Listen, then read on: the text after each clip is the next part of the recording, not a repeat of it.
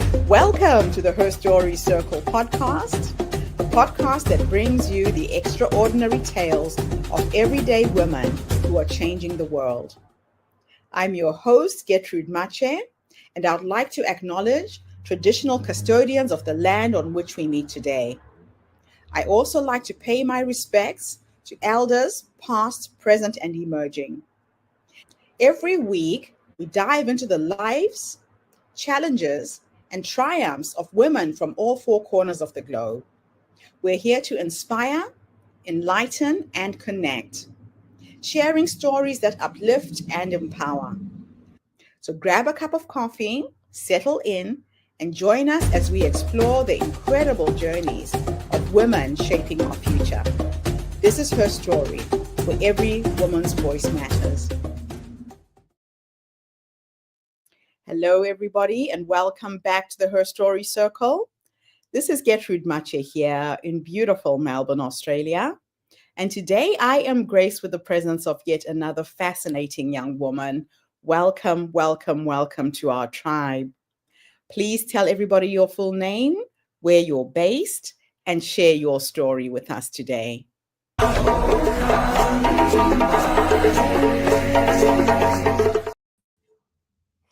Hi, Gertrude. Thank you for having me here today. My name's Angela.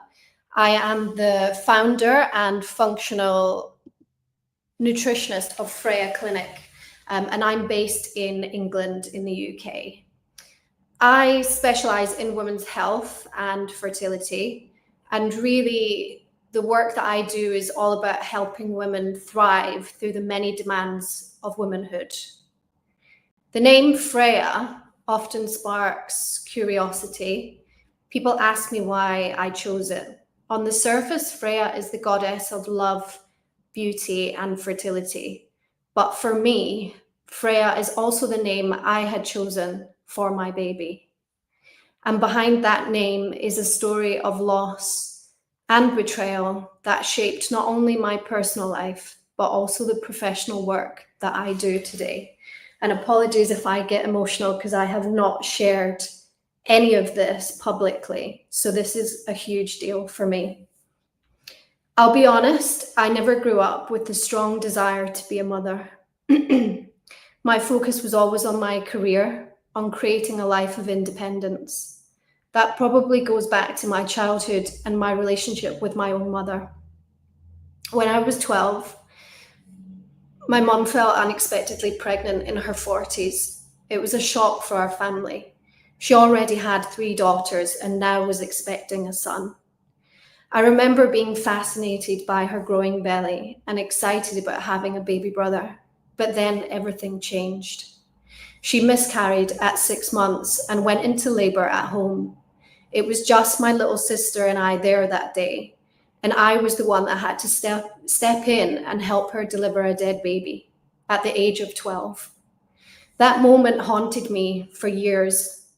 I knew the baby was gone, but I couldn't shake the feeling that maybe I could have done something more. I didn't know how to process the pain, so I turned inwards. I started secretly self-harming. I masked how I felt. I never spoke to anyone about it. Even to this day, my parents have never asked me if I was okay after that experience. But I also understand now that they could only show up the best way they knew how. As I grew up, I was always very upfront in relationships. I didn't want children, and that was my truth. But in my last relationship, things moved ever so quickly. Within a few months, he was living in my home and talking constantly about wanting a family. And then, unexpectedly, I found myself pregnant. The truth is, it wasn't fully consensual. I wasn't on contraception and had made it clear when protection needed to be used. On one occasion, I asked him to use it because I knew I was ovulating, and he told me he had. Later, I realized that wasn't true. That betrayal left me carrying a life-changing reality that I had never chosen. From the outside, everyone assumes pregnancy is joyful. Congratulations, people would say. But inside, I felt devastated. conflicted, guilty even, because I wasn't happy. And I realized I was with a partner who didn't respect me or my choices. I thought about termination, but as any woman who has been pregnant knows, the moment you find out, your body shifts. Everything in you is about protecting and supporting that tiny little life. I also didn't feel like it was an option, as my partner had manipulated my mind to the point where I couldn't make my own decisions anymore. At my scan, the nurse couldn't find a heartbeat. The baby had stopped growing. At that moment, my partner wasn't even speaking to me. He was giving me silent treatment, which was something he often did. I sat on the bed in shock, waiting for comfort. He leaned in and whispered, "Maybe the baby didn't feel welcome. I mean, you didn't want it anyway." I felt like I had been stabbed in the heart. What followed was weeks of physical pain, endless hospital delays, and a miscarriage that dragged on for over a month. Meanwhile, my relationship at home was getting worse. The abuse escalated, and I felt so unsafe in my own home. The stress triggered an autoimmune condition in my eyes. I was grieving and purging past and present trauma. I was completely trapped and quite literally lost. I had lost sight of my future. And then there's society. I mean, people mean well when they say things like, at least it happened early, or maybe it just wasn't meant to be. Those words sting. They silence women and stop us from feeling. They also leave us feeling truly unseen. A lot of these comments came from my family, and it isolated me even more. They had no idea of the torture I was going through, trying to navigate loss while at the hands of a controlling man. But from that darkness came something unexpected. About 9 months later, I launched my clinic, and I called it Freya. Because when I realized I wasn't going to be a mother, I knew this baby couldn't disappear into silence. She had to live on through my life's work. Naming my clinic Freya allowed her memory to carry on, not in grief, but in transformation and healing. I went on to train as a miscarriage and baby loss support worker, so I could hold space for other women with the compassion and understanding I once needed myself. And today, through my clinic and my retreats, I support women with fertility struggles, recurrent miscarriage, and those invisible wounds that often go unseen. I am both the practitioner and the survivor, and that dual perspective changes everything. So if there's one idea I want to leave you with today, it's this: a woman's feelings of motherhood or in pregnancy and loss must always be validated, even when they don't look like society's norms. Reclaiming choice, speaking your truth, and seeking support, those are acts of strength, not weakness. We need to create a culture where silence is broken, where women and men touched by baby loss find compassion, where choice in all its complexity is honored. Because when we create that culture, loss does not define us, it transforms us. Wow, Angela, thank you so much for coming online and sharing your story. I'm so sorry for getting emotional. This is really such a big thing for me to speak openly, because I've just never shared this with anyone, not even close friends and family. Well, I'll tell you, everything you've gone through has shaped the woman that you are today. And to see what you've actually done with your pain and turned it into something really positive where you're supporting other women is really commendable. Thank you. How did your initial feelings about motherhood shape your journey into this experience? So I had a lot of health struggles, reproductive disorders, digestive issues. I was always a very anxious child and then adult. And it was kind of my issue with my own health that led me down this path of holistic healing. And then the final piece of the puzzle was this experience I had with pregnancy loss, which also then picked up a lot of unhealed past trauma. And it was almost like a full circle where I realized, actually, this needed to happen to me in order to heal from what happened to me when I was 12. And actually, I can now use that experience to provide a space to help other women. And it was the final piece of my business plan, because it really refined it, and it gave me a niche, if you like. Yeah. So what was it like to navigate pregnancy that wasn't truly consensual? Very, very difficult. The only way to describe it, I literally felt like something had completely taken over my body and my mind. I completely lost control, For anyone who's been pregnant, you can feel the changes, the hormonal shifts, the physical changes. And I think there was a disconnect between my body and my mind. I couldn't understand what was going on and accept these changes because it wasn't ever my decision. And I think there was the whole separate element that I was with a man who, you have to remember, this all happened within 3 months of meeting him. So as I was in that position with pregnancy, I was also realizing I was with a man who was extremely, extremely toxic and would do whatever he wanted to get whatever he was out to get, regardless of how that impacted people he was supposed to care about.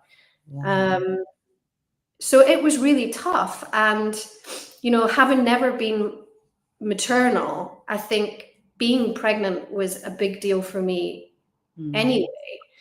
But then that whole other side of the story where, it just wasn't my decision. I wasn't in a safe, loving relationship. So why do you think miscarriage is still so surrounded by silence and taboo? Good question. I think, here in the UK, things have probably gotten worse since COVID because our healthcare system is extremely strained. I waited 5 or 6 weeks to actually deliver my baby. And I do believe that that's part of the reason why I developed an autoimmune eye condition, because of likely a histamine hormonal link. Essentially, I had a dead fetus growing inside of me, which the body is trying to eliminate for infection reasons. But yeah, I think it's such a sensitive subject that people feel uncomfortable. They don't know what to say, so they say what they think they should say, which is things like I mentioned earlier. Oh, well, at least it happened earlier. You can always try again. Maybe it wasn't meant to be. It's God's will. We've all heard these comments, and people say it without really thinking what they're saying, because they're just sort of generic phrases that over decades we've been using. Yes. And they don't really think about how it lands with the other person. Exactly. And really, personally, what I would have preferred is people just to say, how are you? Are you okay? I'm here if you need me. Just holding space and letting these women know that there is support and people are around for them should they need help. It's all about validation, isn't it? So it is. So what do you think are the most unhelpful things that people would say, besides what you've mentioned? What other things were people coming to you with? in my work or in my personal experience? In your personal experience? I think from my parents' perspective, because they knew that I wasn't maternal, it was a big shock for them when I sat down and told them that I was pregnant. And it was actually not my idea to tell my parents, because this was really early on in the pregnancy. Right. But my partner insisted that we sit down and we video call my parents and do this big announcement. And it was all part of his agenda. It was part of his idea of what he wanted to create. And I remember the shock on my parents' face, and I couldn't speak. I literally could not speak. I couldn't even say the words, "I'm pregnant," because I was just completely and utterly on a different realm. I didn't feel like my feet were even connected to the ground. I was so confused and lost. Yeah, that's really sad. So how can friends and family truly support somebody who's going through baby loss? I mean, it looks different for every woman. There's obviously many reasons why women miscarry in the first place. There's also lots of different narratives around, has there been fertility struggles? Are people desperate for a child and they're struggling to conceive, and then they do, and then they miscarry? Or is it a similar story to my own, where it's been an accident, or it was unexpected? So I think every situation is different and therefore maybe needs handled uniquely. So yeah, I think it's just accepting women where they are and allowing them to hold their truth. There's always a story behind every woman's decision, and there should never be shame attached to that decision, because we are entitled to feel the way we feel and to have our own opinions. Yeah. Now, what role did building your clinic play in your personal healing journey? I learn from so obviously I only deal with women in my clinic. And the women I work with are so inspiring, and I learn so much from them. They come to me thinking that I'm the professional, but I always say to them, you are incredible. Their level of commitment, their trust in me, their results, and then how they help me build a community because they share their experience with me. And then I get more women coming to me, and it's creating this, it's the Freya community, which I've named it. And yeah, these women I work with are just incredible. And they all have different health concerns. There's not a single case that is similar to the next. Every single woman I work with is so unique. And that's also why I set up Freya Clinic to work and operate in a bespoke manner, because I I work naturopathically, which means I don't look at anything in isolation. I treat the woman as a whole, and I look at her whole story. How did she get to where she is now? And then I work backwards and I connect the dots, and that allows me to treat root cause. Right. So yes, it's fascinating work, and I absolutely love it. I love it so much. So you trained in miscarriage and baby loss support. How does that influence your work with women today? Sometimes I don't even mention it, Right. unless they specifically request that they need specific support around that. Sometimes I use my training and I just apply it to the work that I do. So they don't necessarily know that I'm delivering that service. I just integrate my training into what I do. Does that make sense? Yeah, that makes a lot of sense. Yeah, no, that's fantastic. So how do you integrate the naturopathy, the nutrition, and the energy healing in your practice? Energy healing isn't something I offer as a service. Again, it's something I've trained in, and it's an energy that's channeled through me and into my work. So it's not necessarily a service I offer or charge for. It's just part of my being and how I live my personal and work life. Right. But with regards to the nutritional therapy, I also have access to functional lab testing, and I work a lot with herbs, supplements. So I basically integrate all of those modalities into my clinic practice. Okay. So it looks different for everyone, depending on obviously budget, because functional lab testing can be costly. Yes.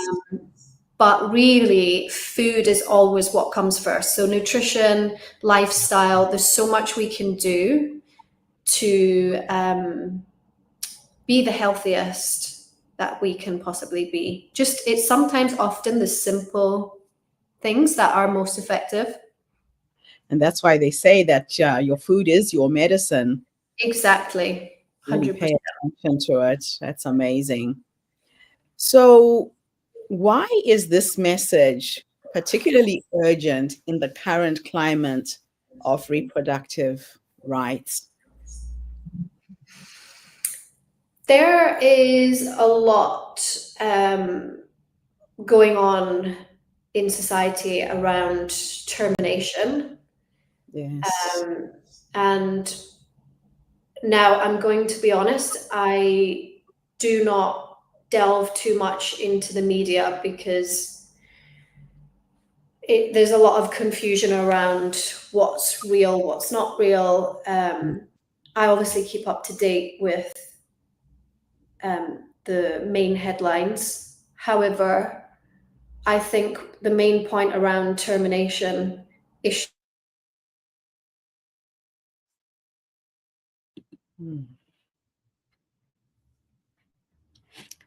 Looks like I have lost my guest. Let's see. She did mention she might have. Are you back, Angela? I am back. My Wi-Fi disconnected, but I'm back. Yes. Sorry. Where did you get up to?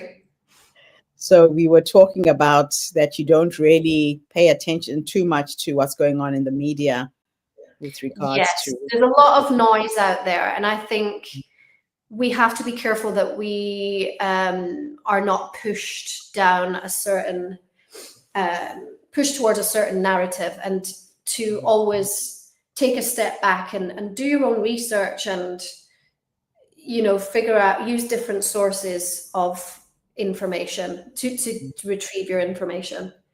But yeah, a lot of the issues in the States at the moment around termination, those decisions are fundamentally being made by men, which creates a huge disconnect. creates a big disconnect, you know. It should always be the woman's choice. Always. She is nurturing and carrying that child, and, you know, not just during pregnancy, but for as long as that child is alive. So it's amazing. So how do your retreats provide a safe space for women to grieve and to heal? So my women's health retreats all focus on different topics. So we center the retreats around a specific message, but I do hold retreats which are centered around baby loss, you know, fertility struggles, because they are such a unique part of what I do, and it needs to be a space where women feel safe and connected. So they're very emotional retreats. They're very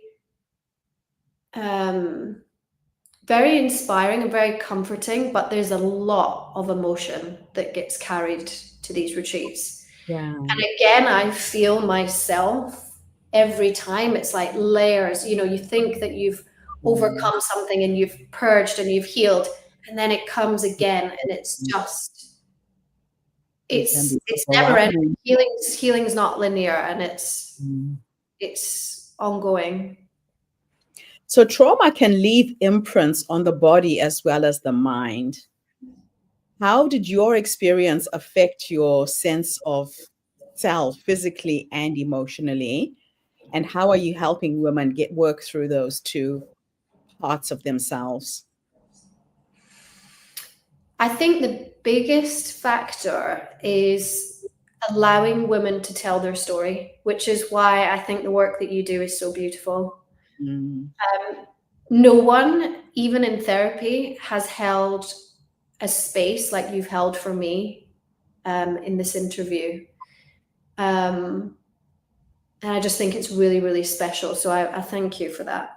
But in the work that I do, again, it's very much holding space and allowing women to express their true emotion without fear of judgment. Yes. And to let them know that that's okay, and that they're seen, they're heard, they're understood. And when women come together, something just incredible happens. The power, the energy is just magnetic. It's so wonderful. Yeah. There is something about healing in a group as well that really accelerates the healing, because you don't feel like you're alone in the struggle you're going through. So what role did forgiveness of yourself or others play in your healing process? I think my experience with the baby loss, which then brought up all the trauma from when I was 12, and my relationship with my own mother, which probably shaped my opinion of motherhood or not wanting children. It was almost like this sort of generational chain where I was working backwards and realizing why I am the way I am now. Yes. And I think the biggest thing for me was accepting that my parents, particularly my mum, just done the best that she could do. And I think she was under so much pain, you know, in so much pain that she maybe couldn't show up for me the way that I needed, but that's now had a knock-on effect on me, and it's this domino effect. So I've very much forgiven her, and my relationship with her is the best it's ever been now. We've been through difficult times, and we're now at a place where we are actually just really on point. So I'm happy about that. With awesome. My ex, with my ex-partner, before I launched Freya Clinic, a friend said to me, Angela, you need to end that relationship because it is destroying you. He Mm. is your biggest issue. And if he is not in your life anymore, I truly think you'll be able to rebuild yourself. She Wow. was so blunt and honest with me, and it shook me out of this complete overwhelm that I was in. And Wow. I thought, oh my God, she's right. That's exactly what I need to do. So I told him to pack his things and get out of my home. And I never seen him again. Wow. So you had to sever those ties I completely. I really, really did, because I Mm. knew that if I wasn't firm Yeah. with my decision, I did not want him in my energy field at all. He needed to go. So in order for me to move forward, I knew he had to be completely, the cord had to be cut completely. Yeah. Yeah. And it did. It allowed me the space, the safety to rebuild my home and to focus on my business and my health. It was a long, painful process, but I'm here and I'm thriving and I'm so happy. So That's just amazing. That is wonderful to hear. So my last two questions are a bit of a thought experiment. In the first question, I'm going to teleport you back into the past, and we are going to go and meet the younger you, the young Angela who was going through a struggle. If you could go back and give her three nuggets of wisdom based on what life has taught you up until this point, what would those three nuggets of wisdom be?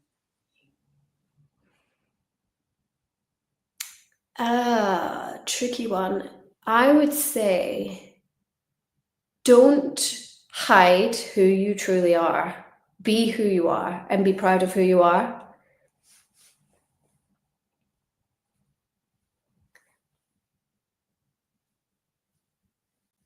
Any more? You have three nuggets to share? I think I lost you for a second. What did you hear? Because it just cut off. You said be who you are. Yeah, be who you are and don't be afraid to show up authentically, because that is your superpower. Yes. And I think when you're younger, we just want to fit in and not really be seen. And I was extremely shy, and I really did struggle, especially throughout my early adolescence. But as I've got older, I've realized actually being authentic and being you is what sets you apart from everyone. Why do you want to be the same as the next person? Of course you want to be Yes. different. And it's also standing up for what you believe in. Well, what is your choice? What is, why do you have that opinion? Because we're all entitled to it, but we should never feel shame for having that opinion. Yes. I love that. Last question is futuristic. If I can teleport you into the future to go and meet the 90-year-old you, this wise woman who is leading you up until that point, what do you say to her when you finally meet her? Have no regrets, live life fully. I would hate to get to 90 and think, I wish I had done that. Mm. So if I want to do something, even if it's something that terrifies me, like today coming on here and chatting with you, I talked myself out of this so many times. And then I said, Angela, you need to do this. Like, this is your opportunity. And so I done it anyway. And I'm here. I'm glad you followed your promptings and you trusted yourself. Thank you so much, Angela, for coming online and sharing your story with us today. Absolutely moving. I know that there are a lot of women out there who have heard you speak, whose lives you have transformed. When we met, I explained to you that the whole aim for her story is for us to shine a light on our stories and be the light at the end of the tunnel for another woman who might be going through a similar challenge. Mm-hmm. And I think the way you're living your life certainly illustrates that. I really thank you for stepping up and sharing who you are with us today. Thank you so much. Can I also just let people know how they can connect with me? Sure. I was just about to share your Ahead. I'm most active on Instagram, so people can find me at Freya Clinic _ or head to my website, which is www.freyaclinic.co.uk. Excellent. Fantastic. I've got it at the bottom of the screen as well, so people can find you. That's awesome. Thank you so much, Angela. And thank you to everybody who tuned in. The Her Story Circle is not just a podcast. We're a social impact movement that brings you the stories and voices of women from all over the world. We share our stories to uplift you, to inspire you, to energize you, but most importantly, to take you from where you are now to where you're trying to go. So if you know someone or if you are a woman who has experienced loss and you're needing that psychological support, please reach out to the experts. Angela is here through her clinic to guide and support you as well. And it doesn't matter whether you're male or female, because men do feel a loss when they lose their babies too. So please reach out and don't suffer alone. I'll be back again tomorrow, everybody, with yet another amazing guest. In the meantime, have a fantastic day, morning, or evening, wherever you are in the world. And Angela, thanks again for the interview. Don't go away. Bye for now, everybody. Thank you so much. Thank you. Thank you for tuning into the Her Story Circle podcast. I hope today's story has inspired you to believe in the power of our stories and the difference you can make in the world when you use your voice. I'm Gertrude Mache, and it's been an honor to share this space with you, where voices from all walks of life come together to weave a rich tapestry of diverse perspectives. Don't forget to subscribe, rate, and review our podcast to help us share these stories with more listeners. Follow us on social media by looking for the Her Story Circle podcast for more updates. And join us tomorrow for another episode filled with courage, resilience, and empowerment. Remember, your story matters, and together we're building a stronger, more inclusive world. Until next time, keep making her story. Thank you.